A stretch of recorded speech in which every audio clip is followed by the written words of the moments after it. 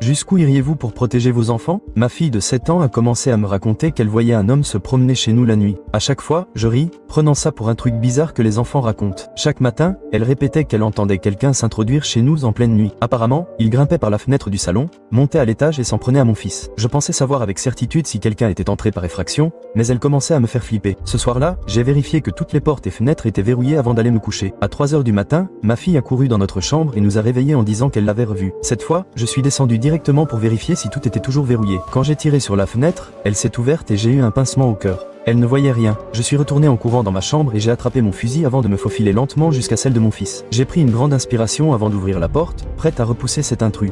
Il faisait sombre, alors je n'ai vu que ce qui ressemblait à un homme adulte qui attrapait mon fils, et j'étais à 2 doigts de tirer. Mon fils m'a crié d'arrêter, et j'ai allumé la lumière. L'homme que j'avais aperçu était bien plus jeune que je ne le pensais. Honnêtement, il m'a fallu quelques secondes avant de comprendre ce qui se passait. Il s'est avéré que cet homme était en fait le fils de mon fils.